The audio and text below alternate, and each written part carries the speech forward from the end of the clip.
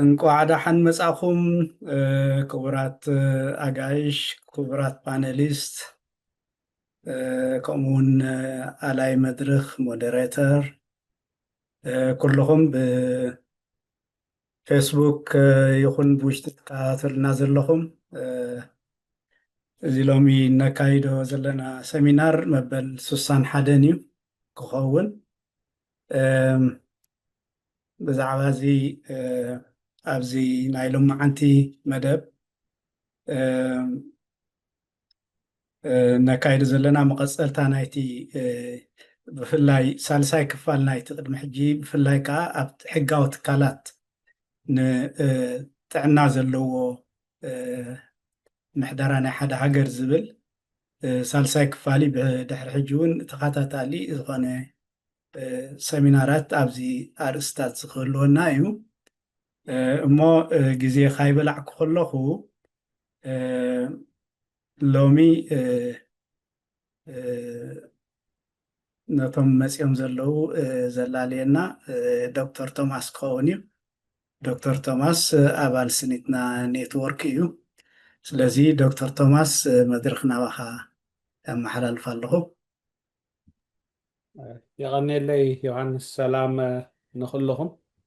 ኣደኖ ይበቅዕደ ይበቅዕና ኣኹም ስታገብ ድሓን ተምሃራይኩም ስለ ዝኾንኩ ግን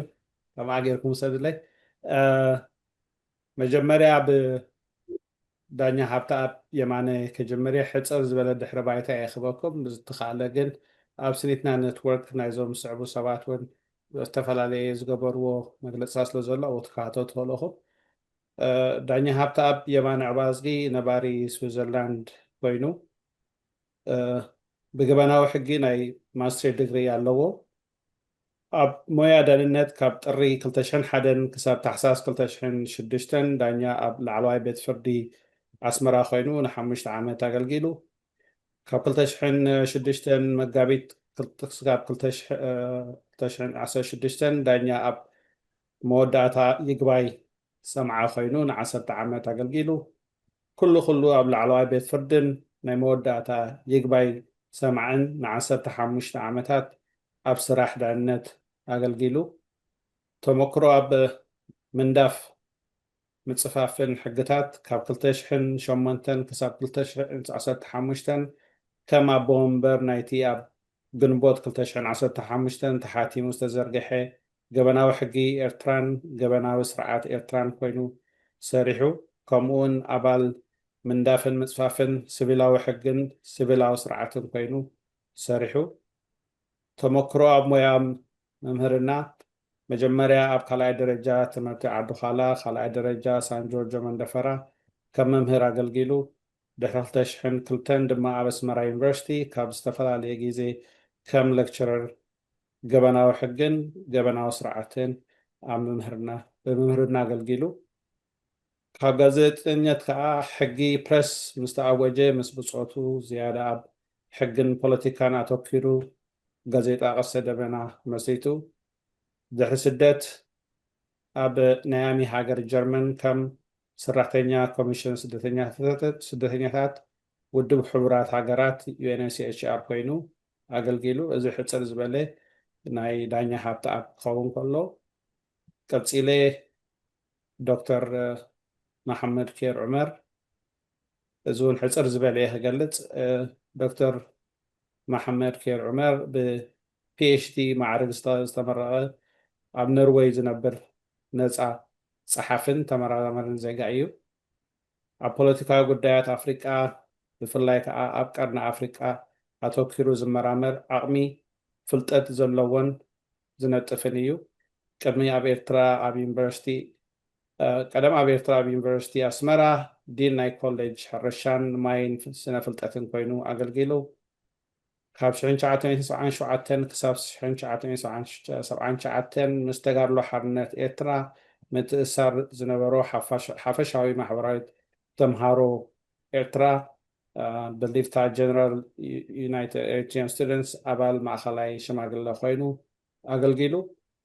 ካብ 2000 ኣካል ናይታ ፅልዋ G13 ዝበሃል ጉጅለ ኤርትራውያን ምሁራት ኮይኑ ንፕረዚደንት ኤርትራ ዲሞክራሲያዊ ጽገናታት ገብር ክፍቲ ደብዳቤ ካብ ዝጸሓፈ ሓደ እዩ። ዶክተር መሐመድ ኬር ብውልቁ ክልተ መጽሓፍቲ ተሓንቲ The Dynamics of an Unfinished African Dream, Eritrean Ancient Times to 1968 ኣብ 2020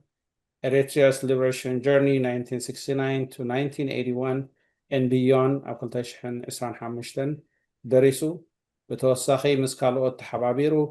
Asmar Firko Book 1890 to 1938 ኣብ 2018 ከምኡውን Eritrea National and Sovereignty ኣብ 2022 ዝብላ መጽሓፍቲ ካብ ምፍራይ ተሳቲፉ ብዛዕባ ዞባ ቀርኒ ሰሃራን ኣፍሪቃ ብዙሕ መርመራዊ ጽሑፋት ኣበርኪቱ ጽሑፋቱ ኣብ Foreign Policy, African Arguments, Democracy in Africa, Pan-African Review, BRICS ካልኦት ተዘርዚሩ ኣሎ። ብተወሳኺ ንኤርትራን ዞባ ቀርኒ ዝተወፈየት ኣብታም ዲጂታላዊ ማህደር ሕድጊት እትስመ ብሎግ እውን ኣለዎ። እዛ ብሎግ ምናልባት ዮሃንስ ኣብ ታሕቲ እንድሕር ክስታይ ጌርካ ክከታተልዋ መጠን እዚኣ ብሕፅር ዝበለ ናይ ዶክተር መሐመድ ኬር ክትከውን ከላ ቀፂለ ብፕሮፌሰር ኪዳነ መንግስትኣብ ፕሮፌሰር ኪዳነ መንግስትኣብ ፔንስልቬንያ ስቴት ዩኒቨርሲቲ ፕሮፌሰር ሊበራል ኣርት መጽናዕቲ ኣፍሪካን ፖለቲካል ሳይንስ እዩ። መጽናዕቲ ዘተኩረሉ ኣርስታት ጽንታዊ ርጋእን ዓብይ ዞባ ቀርኒ ኣፍሪቃ ኣገደስቲ ያታዊ ትካላት ኣብ ምሕደራ ኣፍሪቃዊ ኢንዱስትሪ ዕደና ኣብ ኣፍሪቃ ዝፈጥሮ ማሕበራዊ ቁጠባዊ ጽልዋታት ከምኡውን ሓደስቲ ኣገባባት ምስጋር ናብ ዲሞክራሲያዊ ኣብ ኣፍሪቃ ገለ ካብ ፕሮፌሰር ኪዳነ ዘፍረዮም መጽሓፍቲ The Horn of Africa, Host Post and Global Political Polity Press ኣብ 2015 and an edit volume titled The Crisis of Democratization in the Great Horn of Africa, James Carey ኣብ 2020 ኣብዚ እዋን እዚ ድማ Africa's Traditional Institution of Governance, Promise and Problems ዘርእስታ መጽሓፍ ኣብ ምውዳእ ይርከብ ኣሎ። መዓንቲ ሞዴሬት ዝገብረልና ነዚ ዘዋሃደልናን ዝመርሓልናን ከዓ ዶክተር መብራህቱ አቶ ብርሃን ተመራማራይ ሳይንቲስት ኣብ ስነ ህይወትን ባሕሪ ጽልዋታት ለውጢ ክልማይ ምጽዋር ስነ ህይወት ግምጋም ባሕርን እዩ። ብፍላይ ዘተኩረሉ ከባቢ ከዓ ኣብ ዞባ ምዕራባዊ ህንዳዊ ውቅያኖስ እዩ። መጽናዕቱ ብሰንኪ ለውጢ ክልማ ዝመጽእ ናይ ኮሮር ምብራስ ዕቀባ ብዙሕነት ናይ ህይወትን ምርግጋጽ ጥሙር ውሕደት መነባብሮ ሕብረተሰብ ኣብ ዘላቂ ምሕደራ ከባቢያዊ ጸጋታት ዘተኮረ እዩ። ዶክተር መብራህቱ ቅድሚ ሕጂ ኣብ ዩኒቨርሲቲ ኣስመራ ከም መምህር ኮይኑ ኣገልጊሉ ኣብ ዩኒቨርሲቲ ዋርኮ ማሕበር ዕቀባ እንስሳ ዘገዳምን ኣብ ዕቀባ ሰማያዊ ዋኒንን ተመራማሪ ኣባል እውን እዩ። ቀዳሞ ስራሓቱ ኣብ ውልቃዊ ዳይናሚካዊ ስነ ህይወትን ባሕሪ ኣብ ደቡባዊ ቀይሕ ባሕሪ ኤርትራ ዘተኮረ እዩ ነይሩ። ኣብዚ እዋን እዚ ድማ ነፃ ተመራማሪ ስነ ከባባዊ እውን ንሱ ኣብ ዓለማዊ ተበግሶታት ናይ ውድብ ሕቡራት ሃገራት ኣብ ፕሮግራም ኣከባቢያዊ ምርምር ማለት ኣብ ምስሳን ኮሮላዊ ሃብትን ነቶም ኣብ ገምገም ባሕሪ ዝነብሩ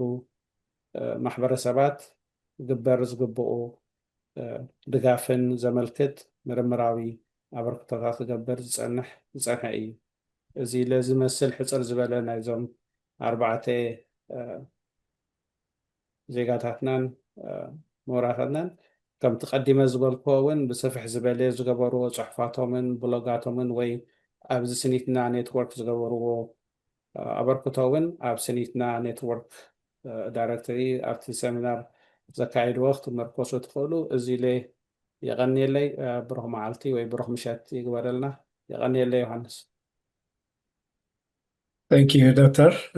ሞት መድረክ ናብ ዶክተር መብራህቱ ይመስለኒ take your floor ዶክተር መብራህቱ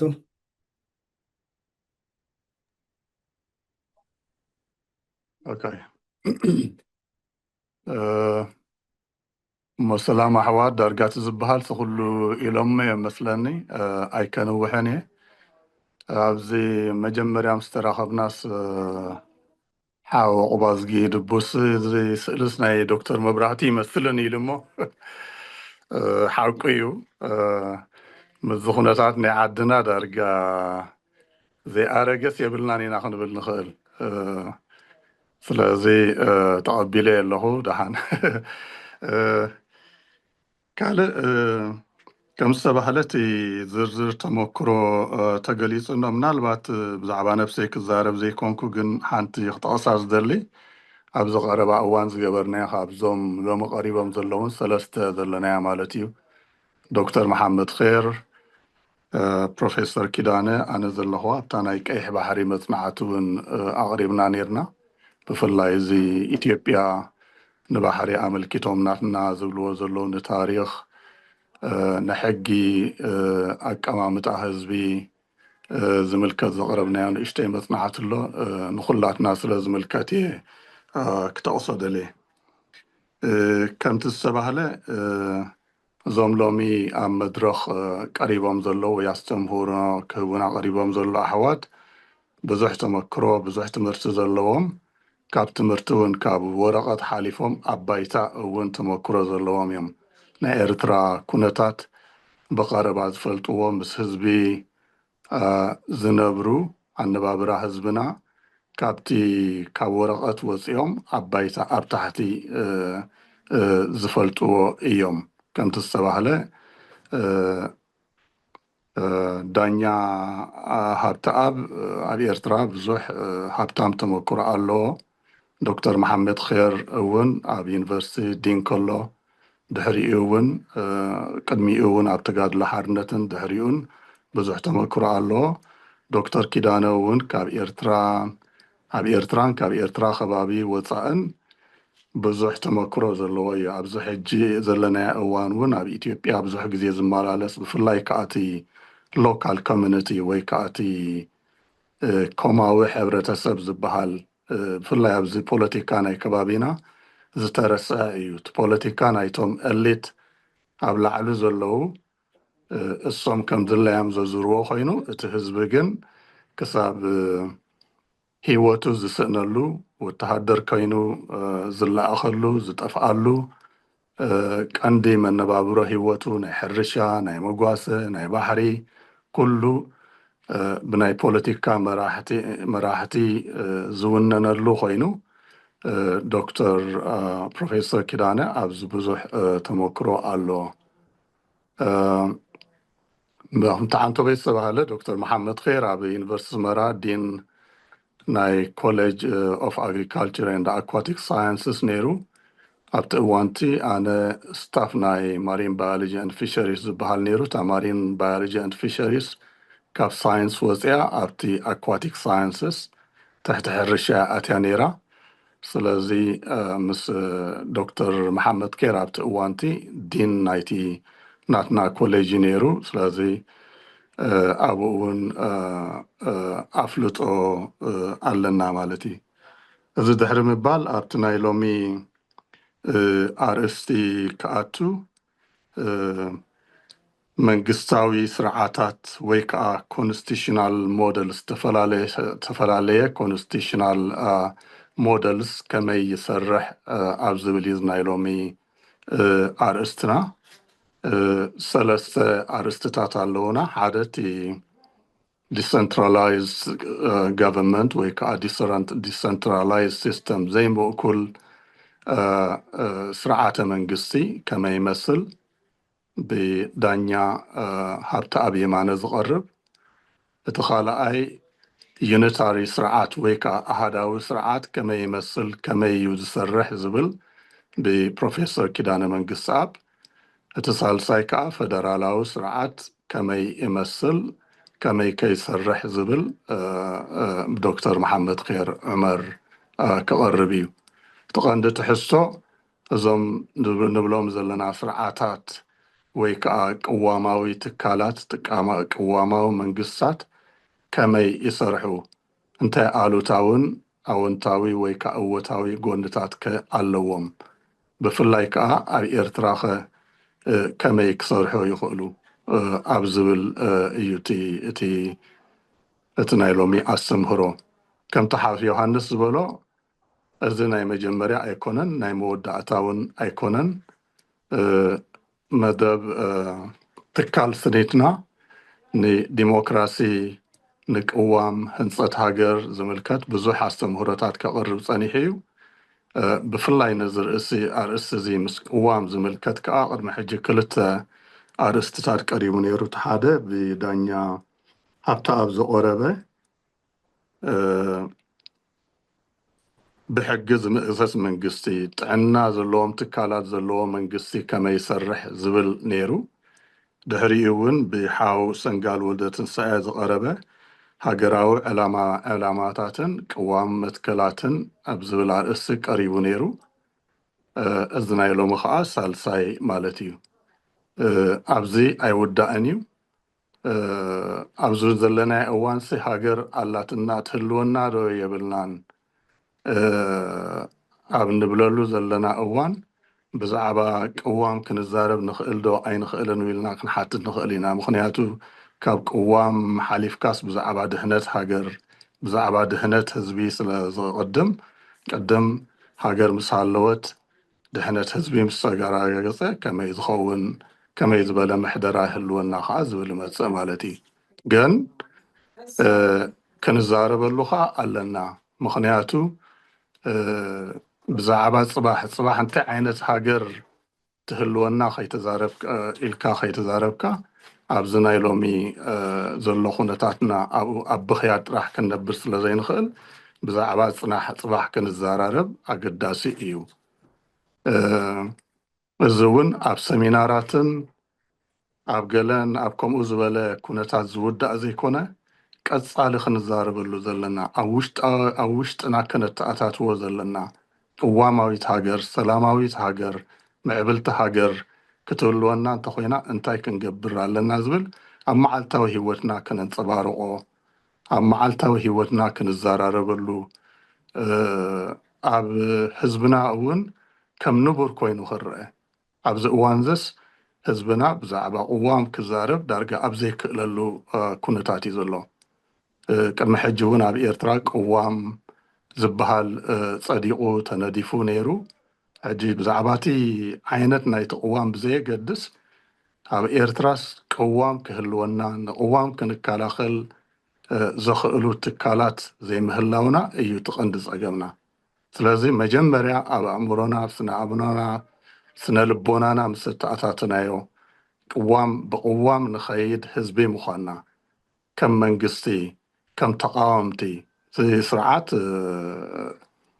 ቀቢፅናያ እንዲና ግን ኣብዚ ደንበ ተቃወሞ እውን ናይ ቅዋም ብቅዋም ንኸይድ ብሰላማዊ መንገዲ ንኸይድ ህዝባዊ ስርዓት ክህሉ እንደሊ ህዝቢ ምዃንና ክነርኢ ኣለና ስለዚ ከንዋሕኩ ኣብቶም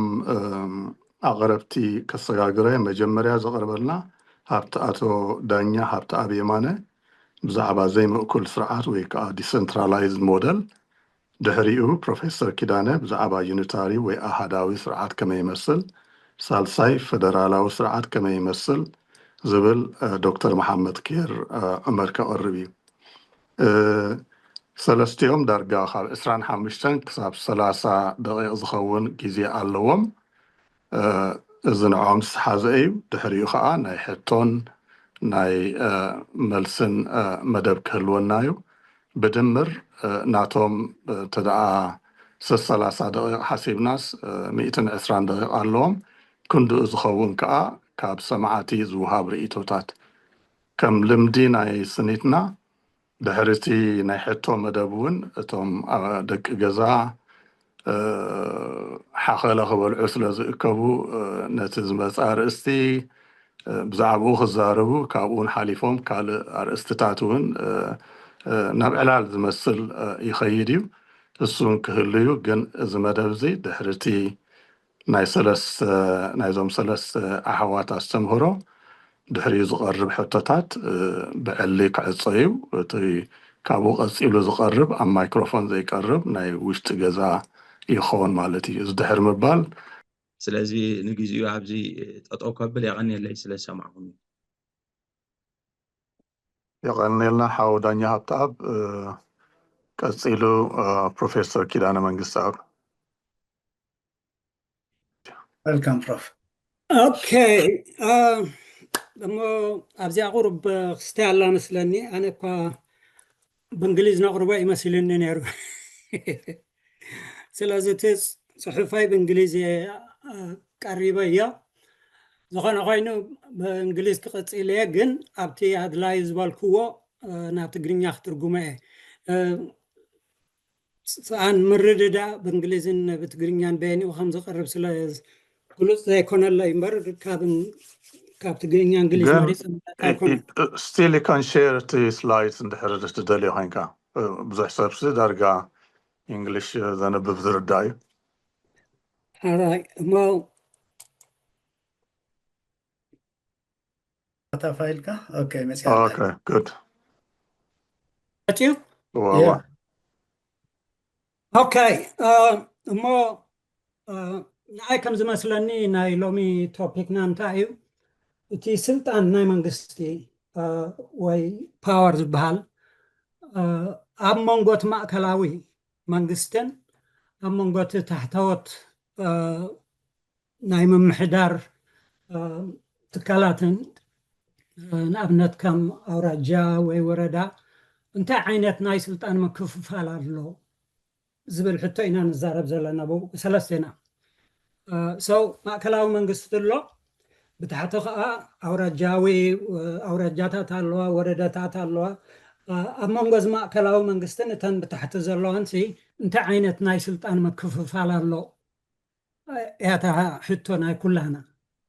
ሕጅተን ሰለስተ ንብለን ዘለና ሓደ እዚ ኣነ ዘቕርቦ ዘለኹ ኣህዳዊ ዝበሃል ኣህዳዊ ማለት እቲ ስልጣን ኣብቲ ማእከላዊ መንግስቲ ዝተሓፅረ እዩ እቲ ማእከላዊ መንግስቲ እንድሕር ደልዩ ግን ዲሰንትራላይዝ ክገብር ይኽእል እዩ ግን ብፍቃዱ እዩ ማለት እዩ ኣብ ኮንስቲቱሽን መረጋገፂ የብሉን ኦኬ ስለዚ ንኣብነት ሕጂ በዓል ካልኣይ ነገር ኣከፋፍላ ጥራሕ ዘይኮነ ፌደራላዊ ክንብል ከለና ብኮንስቲቱሽን እዩ እቲ ምቕቅል ናይ ስልጣን ብኮንስቲቱሽን ዝተረጋገፀ እዩ ዲሰንትራላይዝድ ክንብል ከለና ግን እቲ ስልጣን እቲ መንግስቲ ከካፍሎም ይኽእል እዩ ነቶም ኣውራጃታትን ወረዳታትን ግን ናይ ኮንስቲቱሽናል ክስታይ የብሉን ብኮንስቲቱሽን ዝተረጋገፀ ነገር ኣይኮነን ከድርዮ ከሎ እንታይ ዓይነት ስልጣን ናብ ታሕቲ ናብዘን ኣውራጃታትን ወረዳታትን ከመሓላለፍ ይኽእል ኢሉ ባዕሉ ብዝገመቶ ብዝወሰኖ ዝገብሮ እቲ ዲሰንትራላይዝድ ዝበሃል እቲ ፌደራላዊ ዝበሃል ግን ብኮንስቲቱሽን ዝተረጋገፀ ዘይማእከላዊ ስርዓት ማለት እዩ ኦኬ ሕጂ ናተይ ተኣሁዳዊ ትብል ማእከላውነት ዘለዎ ስርዓት ንምግላፅ ተዳልየ ዘለኹ ካልኣይ ነገር ክኣገልፅ ገብራኻ መጀመርታ እቲ ብቲዮሪ ናይዘን ሰለስተ ዝበልናየን ፍልልያት ኣብ ግብሪ ልክዕ ከምኡ ፍልልያት ኣሎ ማለት ኣይኮነን ምክንያቱ ኣህዳዊ ስርዓት ኮይኑ ዲሰንትራላይዝ ክገብር ይኽእል ፌደራላዊ ስርዓት ኮይኑ ከዓ ንኣብነት ከም በዓል ኢትዮጵያ ዝነበረ ፀገም ሕጂ እንታይ እዩ በቲ ሓደ ፌደራላዊ ስርዓት ዝብል ኮንስቲቱሽን ዘረጋገፆ ግን እቲ መንግስቲ ከም ኣህዳዊ ዝሰርሕ ነይሩ ነቲ ስልጣን ስደጋ ዝዕብልሎ እዩ ነይሩ ስለዚ ቲዮሪን እቲ ናይ ኣብ ግብርን እንታይ ክንፈልጦ ኣለና ማለት እዩ حمبار درزي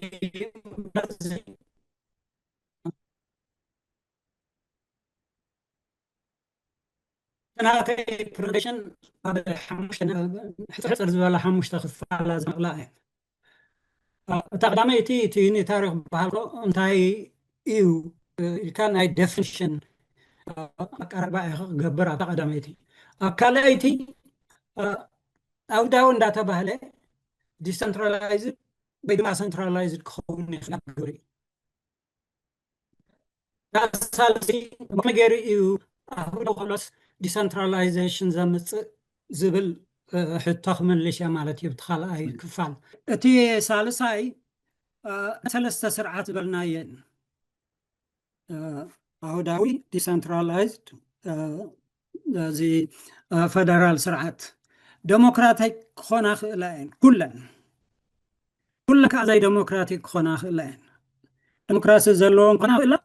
ديمقراسي زي بلان خنا خلا نابنت نحرريخو فرنساي يونيتاري ستيت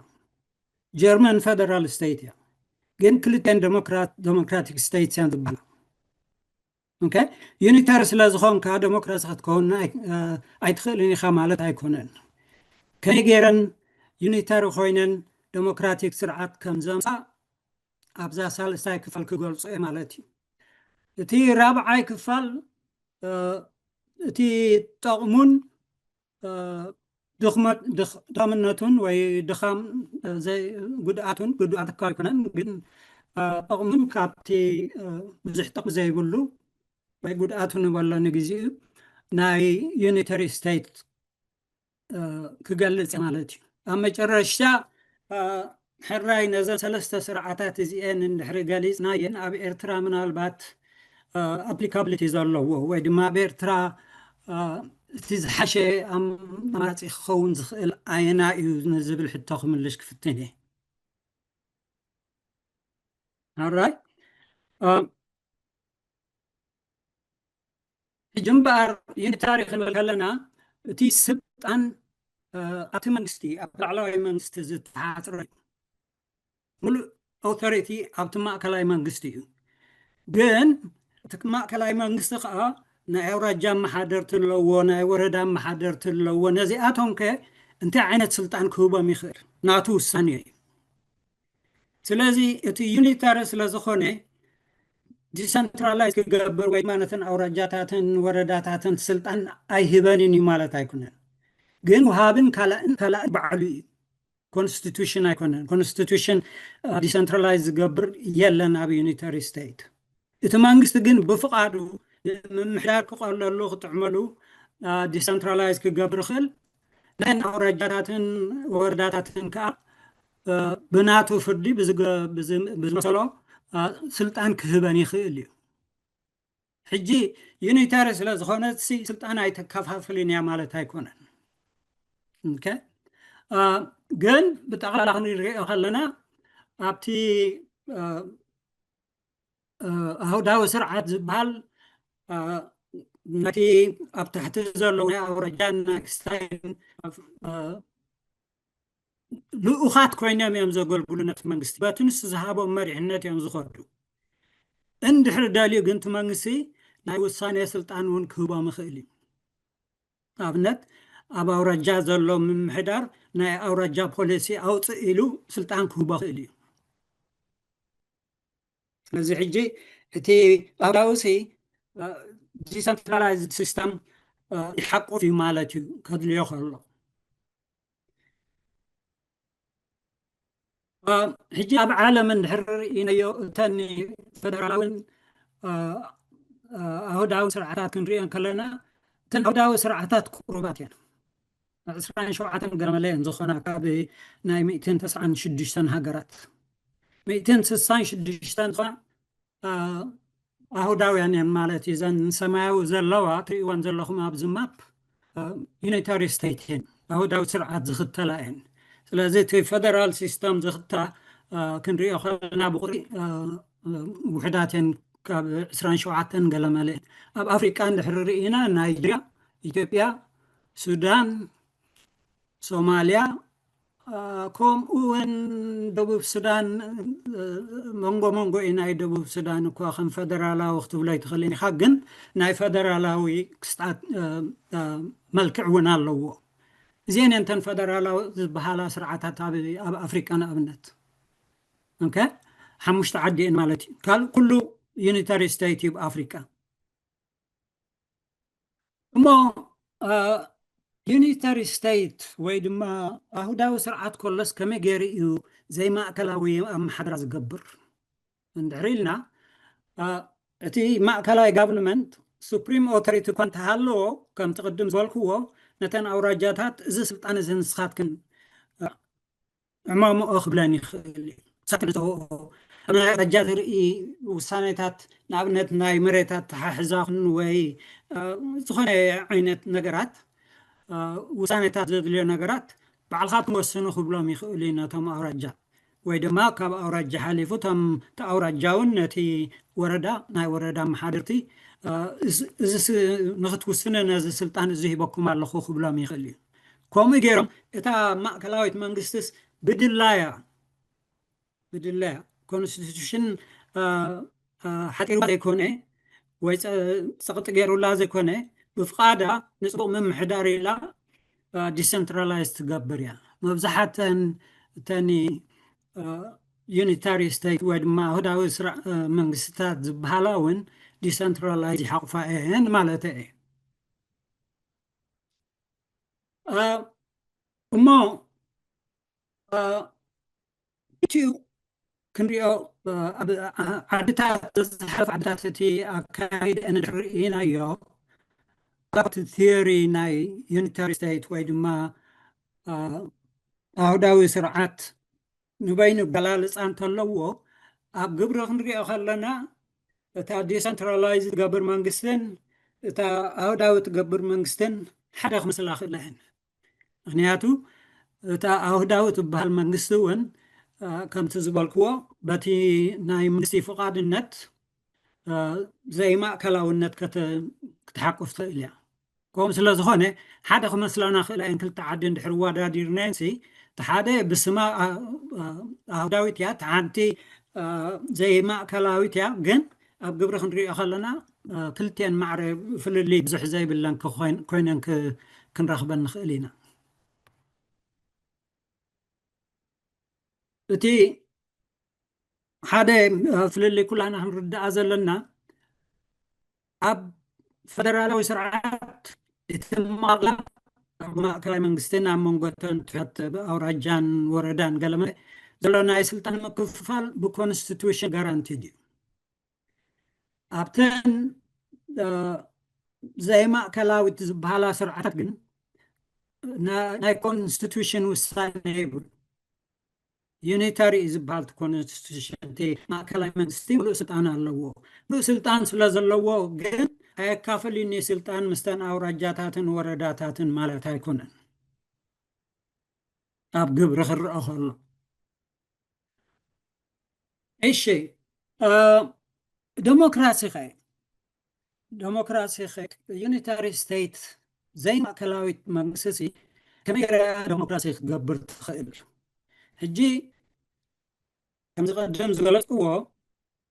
لو توبيانا من سلطان مكففال أمونغت ما كلاو منغسن أمونغتني أوراجاتاتن ولن أوراجاتاتن ورداتاتن وماس ناشنال انتيتيز زبالا أما قلا سلطان إنا نرزلنا ناي ديمقراطي أما قلا سلطان بينزمر أمونغتم نايتا ستيت أورجانيزيشنز ستيت لنا نجمع تعمل بات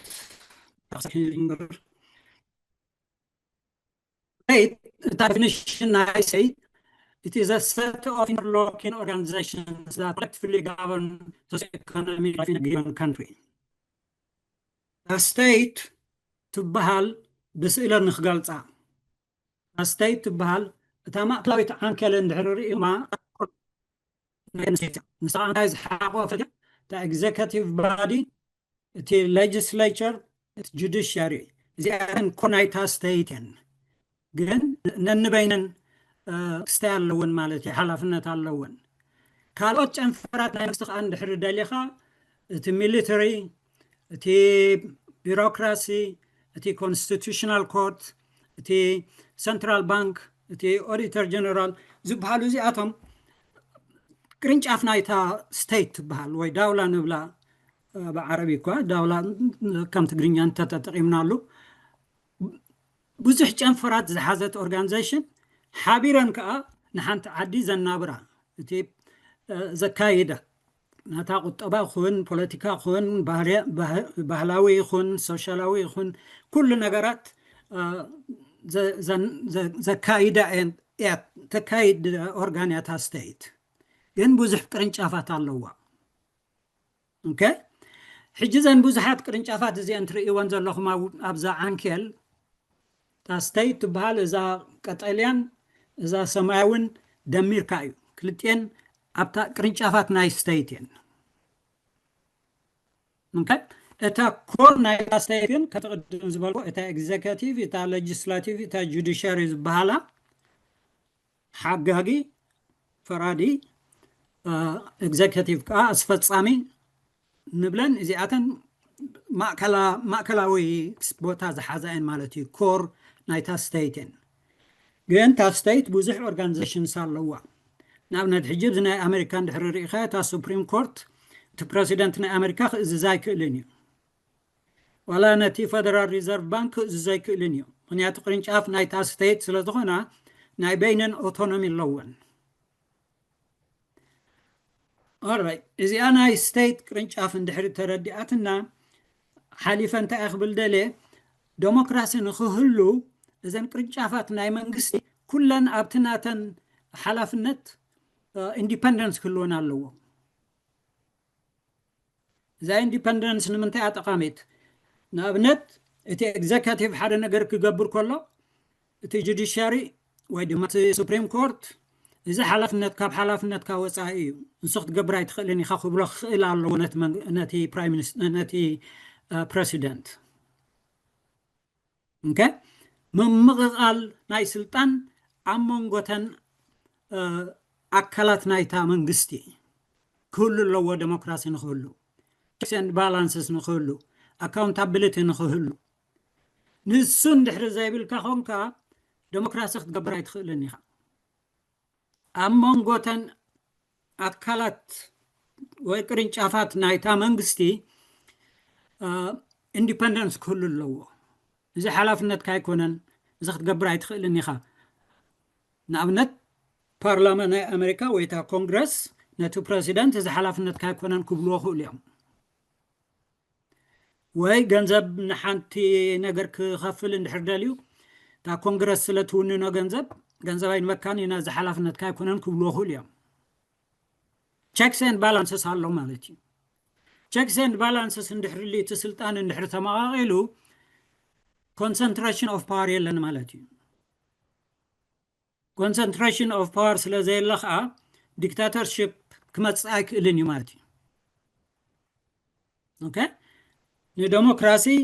መሰረታዊ ፋውንዴሽን እቲ ኣብ መንጎተን ቅርንጫፋት ናይታ መንግስቲ ትበሃል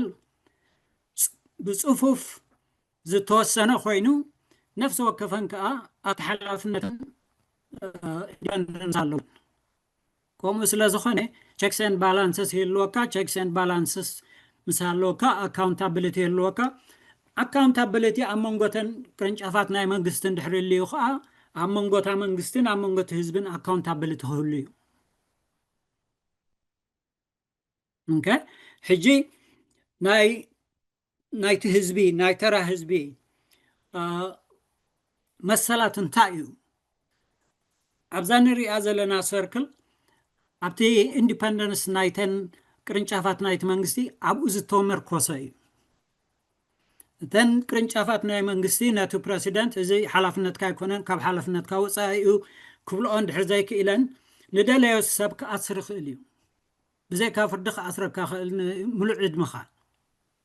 እዚ እንታይ እዩ ኣብታ ውሽጥታ ስቴት ትበሃል ተን ቅርንጫፋት እዚ ክትገብሮ ኣይትኽእልን ኢኻ ስልጣንካ ኣይኮን ካብ ስልጣንካ ወፃኢ ኢሉ ዝዓግቶ ዓጋቲ ስለ ዘየሎ እዩ ማለት እዩ checks and balances ስለዘየለ ስለዚ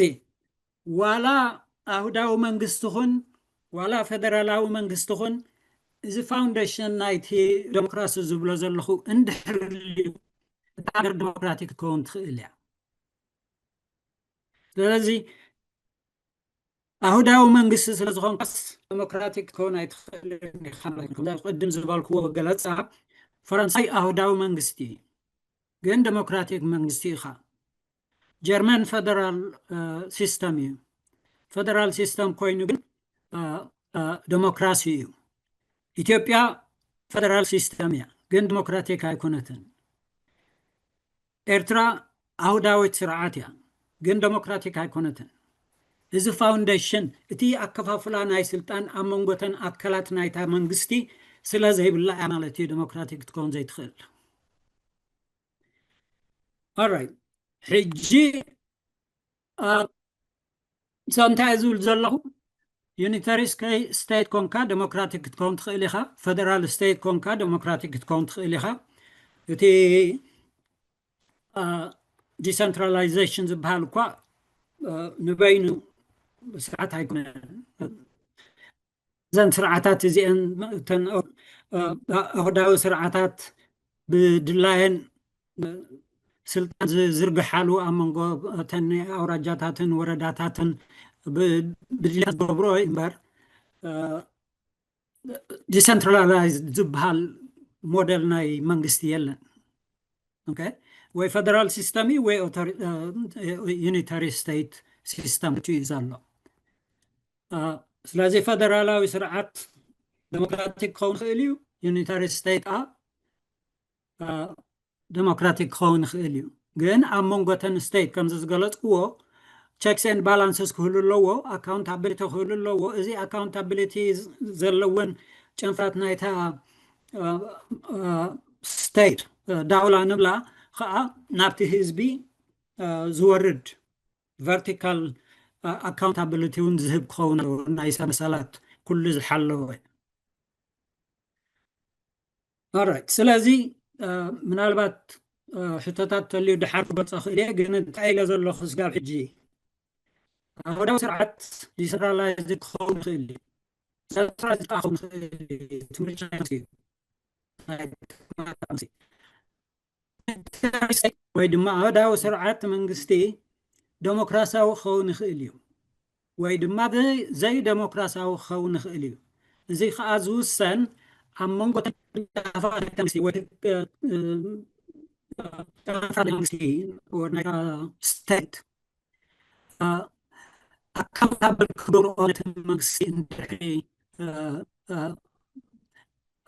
ኦቶሪቲ ዘይብለን ኮይነን ማለት እዩ እንድሕሪ ኢንዲፐንደንስ ኣለወን ነቲ ኣብቲ ናተን ሓላፍነት ኢንዲፐንደንስ እንድሕሪ ኣለወን ሱፕሪም ኮርት ናይዚ ዓዲ ወይ ድማ ናይ ዝኾነ ዓድታት እንድሕሪ ኮንስቲቱሽናል ኮርት ኣለዋ እታ ኮንስቲቱሽናል ኮርት እያ ትውስኖ ኣይና እዩ ሕጋዊ ኣይና እዩ ዘይሕጋዊ ስለዚ ሓደ ፕሬዚደንት እንድሕሪ ሕጊ ክጥሕስ ጀሚሩ እዚ ካብ ሕጊ ወፃኢ ኮንስቲቱሽን ኣይፍቅደልካን ኢሎም ዝዓርፉ እቶም ኮንስቲቱሽናል ኮርት እዮም ኢንዲፐንደንስ እንድሕሪ ዘይብሎም ኮይኖም ኣብ ትሕቲ ፕሬዚደንት ኮይኖም ግን ክትገብሮ ኣይትኽእልኒ ኢኻ ክብልዎ ይክእሉን እዮም ለንቅነ ኣብዚ ኣሜሪካ ዝበሃል ነይሩ እቲ ፕሬዚደንት ፌደራል ሪዘርቭ ባንክ ፋየር ክገብሮ እዩ ገለመለ ዝበሃል ወረታት ክረቐኒ ነይሩ እቲ ናይ ፌደራል ሪዘርቭ ባንክ ግን እንታይ ዝብል ብሕጊ ካብ ስራሕ ከባረረኒ ኣይክእልን እዩ ምክንያቱ as a separate ቅንጫፍ ናይቲ ስቴት እቲ ፕሬዚደንት ዝግበር ኢሉ ወይ ካብ ስራሕ ከውፅኦ ኣይክእልን ዘየውረድካዮ ስለምንታይ ዘይተውርዶ እቲ በኣሶም ኣብ መንጎ ናይ ፌደራል ሪዘርቭ ቼርመንን ኣብ መንጎ እቲ ፕሬዚደንት ናይ ኣሜሪካን ግን እቲ ፕሬዚደንት ናይ ኣሜሪካ ኢንትረስት ጉድሎ ኢሉ ዘክእል ነቲ ናይ ፌደራል ሪዘርቭ ባንክ ሓላፊ ምክንያቱ independent of the executive independent ስለ ዝኾነ ኢንፍሌሽን ለዘሎ ፀገም ኢንትረስት ሬት ከጉድላይ ክእልን እየ ኢሉ ከዓብዮ ክእልን ነቱ ፕሬዚደንት እዚ ናይ ምእባይ ወይ ድማ ነቲ ኣብ ስልጣን ዘሎ ኤግዜካቲቭ ኣካውንታብል ክገብር ዝኽእል ኣከፋፍላ ናይ ስልጣን ኣብ መንጎተን ኣካላት ናይታ መንግስቲ እንድሕር ለካ እቲ ፋውንዴሽን ናይ ዴሞክራሲ ለካ ማለት እዩ ስለዚ እቲ ዩኒታሪ ስቴት ዴሞክራቲክ ካብ ምዃን ዝኽልክሎ ነገር የለን እዚ ዝኽልክሎ እንታይ እዩ እዚ ዝበልክዎ ኣብ መንጎተን ትካላት ናይታ መንግስቲ ወይ ናይታ ስቴት መንግስቲ ክብል ከለኹ ስቴት ማለት እዩ እዚ ናይታ ስቴት እንድሕሪ ኢንዲፔንደንስ ዘይብለን ኮይነን እሞ ነቲ ኤግዜካቲቭ እንድሕሪ ኣካውንታብል ክገብሮ ዘይክእላ ኮይነን ዴሞክራሲ ክትምስርት ወይ ዴሞክራሲ ከተማዕብል ኣይትኽእልን ኢኻ ግን ዩኒታሪ ስቴት ስለ ዝኾንካ ወይ ኣውዳዊ መንግስቲ ስለ ዝኾንካ ዴሞክራሲ ክትከውን ኣይትኽእልን ኢኻ ማለት ኣይኮነን ናብ ራብዓይ ክፋለ እምበኣር እቲ ኣድቫንቴጅስ ዲስኣድቫንቴጅስ ናይ ዩኒታሪ ስቴት ወይ ድማ ናይ ፅቡቅ ገይሩ ተገሊፁ ነይሩ ኣብዚ ናይ ሃብቲ ኣገላልፃ ምክንያቱስ እቲ ድኽመት ናይ ሰንትራላይዝድ ሲስተም እንታይ እዩ እቲ ጠቕሚ ናይቲ ዲሰንትራላይዝድ ሲስተም ከንታይ እዩ ዝብል ፅቡቅ ገይሩ ተገሊፁ እዩ ስለዚ ብዙሕ ክደብሮ የለን ዝኾነ ኮይኑ ግን ኣውዳዊ መንግስቲ እንታይ ክገብር ይኽእል ኮምፒተንት ቢሮክራሲ ዲቨሎፕ ክገብር ይኽእል እዩ ንኣብነት ኣብዘን ዘይምዕቡላት ዓድታት ብቑዓት ናይ ቢሮክራሲ እኹላት ሰባት እንተዘይብልካ እሞ ዲሰንትራላይዝ እንድሕሪ ጌርካ እተን ብቑዓት ሓደርቲ ቢሮክራሲ ዘይብለን ወገናት ናይታ ሃገር ክጉዳእ ክእላ እየን ዝተማጣጠነ ብውዕነት ዘለዎ ናይ ምሕዳርን ነቲ ኩሉ ቢሮክራሲ ዘካይዱን ሰባት እኹላት ኣለውካ ድዮም እኹላት እንተልዮም ኻ ሕራይ ዲሰንትራላይዝ ክትገብር ትኽእል ኢኻ ብዘይካ ጉድኣት እንተዘይኮነ እንድሕሪ እኹላት ዘይብልካ ዩኒታሪ ስቴት ዝሓሸ ክኸውን ይኽእል እዩ ምክንያቱ ናይ ኩለን ይውስኑ ናይ ኩለን ኣውራጃታት ይኹን ወረዳታት ይኹን በዓላቶም ስለ ዝውስኑ እቶም ቁሩባት ኮምፒተንት እዮም ብቕዓት ኣለዎም ትብሎም ሰባት ናይ ሙሉእ ዓዲ ፖሊሲ የውፅኡ እንድሕሪ መቃቂልካዮ ዲሰንትራላይዝ ጌርካ ግን እሞ እኹላት ቢሮክራሲ ወይ እኹላት ኣመሓደርቲ እንተዘይብልካ ኣብ መንጎተን ኣውራጃታት ፍልልያት ከተምፅእ ትኽእል ኢኻ ገሊኦም ብቕዓት ዘለዎም ሰባት ክህልዎን ይኽእሉ ገሊኦም ግን ብቕዓት ዘይብሎም ሰባት የመሓድርዎን ይኾኑ ስለዚ ኣብቲ ምዕባልአን ነንበይነን ክኾና ክእላ እየን ከምኡታት ስለዚ እቲ ሓደ ጥቕሙ እንታይ እዩ ኦቶኖሚ ዝባዚ ዲሰንትራላይዝ እንተዘይጌርካሲ ወይ ዲሰንትራላይዝ እንተዘይጌርካ ናይ ካልቸር ሆሞጀናይዜሽን ኣብ ላዕሊ ናይ ሓደ ባህሊ ኣብ ልዕሊ ካልኦት ባህልታት ክምዕብል ይኽእል እዩ ምክንያቱ ተስን ኩለን ኣብነት ካብ ኣስመራ እንድሕሪ ኮይና ትመፅእ ነቲ ባህሊ ናይቲ ሃገር እውን ሓደ ዓብላሊ ባህሊ ነቲ ሓደ ባህሊ ከተማዕብል ትኽእል እንድሕሪ ዲሰንትራላይዝ ጌርካያ ግን ኩለንተን ኣውራጃታት ነናተን ባህልታት ከማዕብላ ስለ ዝኽእላ ዕድል ይረኽባ ማለት እዩ ስለዚ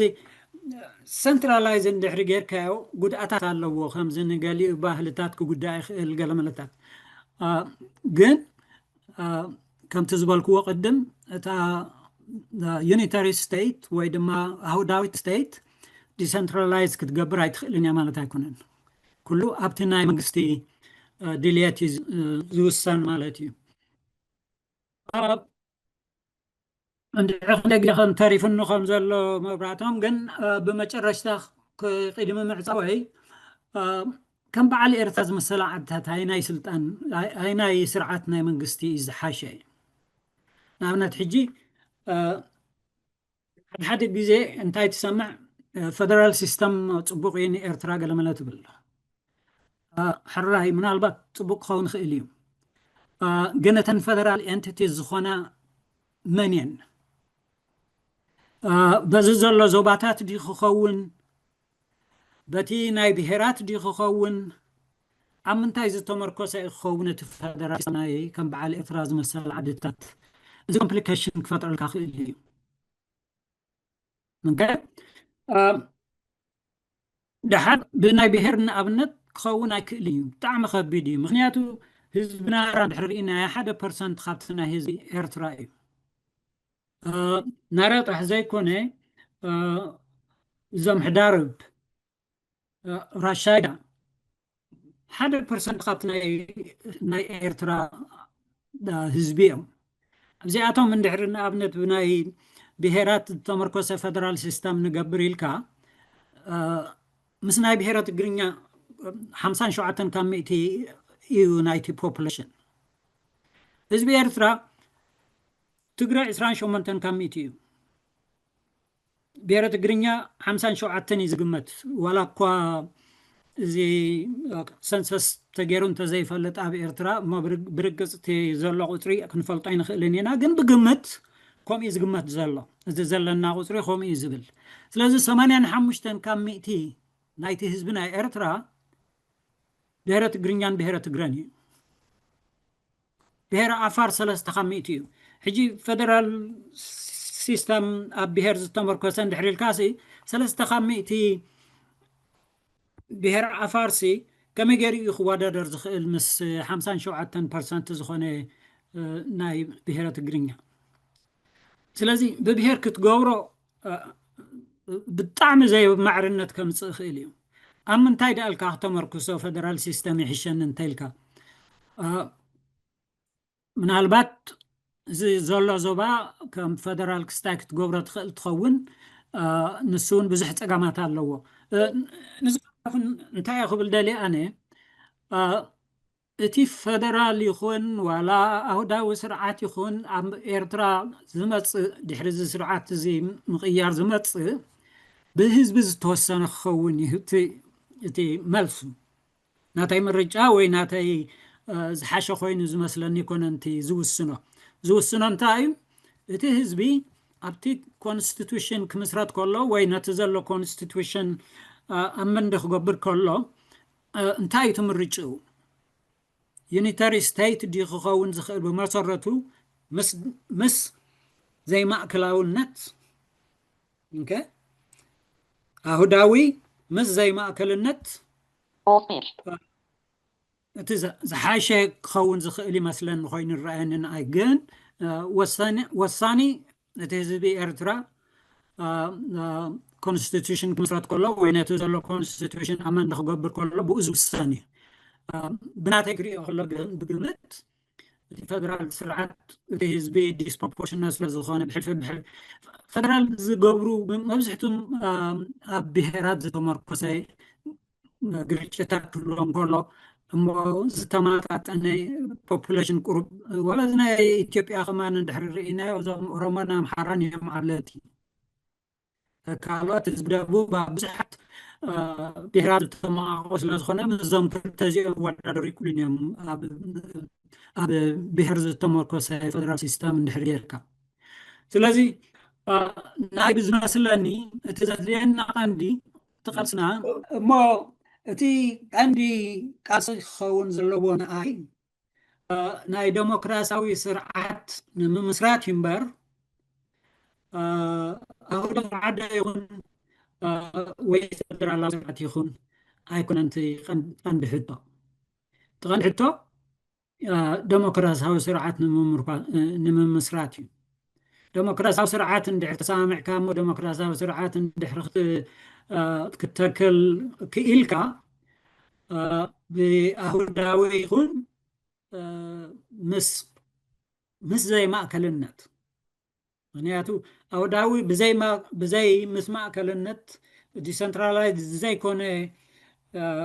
أهداوي النت بزح كدقفا يكلني معناته تما بأوراجاتاتنا ورداتاتن زلو هزبون مسل كلهم على ناي موسان سلازي ዲሰንትራላይዜሽን ዘለዎ ኣህዳዊ ስርዓት ፅቡቅ ክኸውን ይኽእል ግን እቲ ንኤርትራ ፅቡቅ ዝኸውን ዝበሃል ብህዝቢ ምርጫ እዩ ዝውሰን እምበር ብናይ ሓደ ምሁር እየ ዝብል ሰብ ርእይቶ ገለመለ ዝውሰን ኣይኮነን ስለዚ ኣብዚ ጨሪሰ ኣለኹ ምናልባት ዘይበርሀ ነገር እንተሎ ኣብ ሕቶን መልስን ከብርሆ ተስፋ ግብር ይቀኒየለይ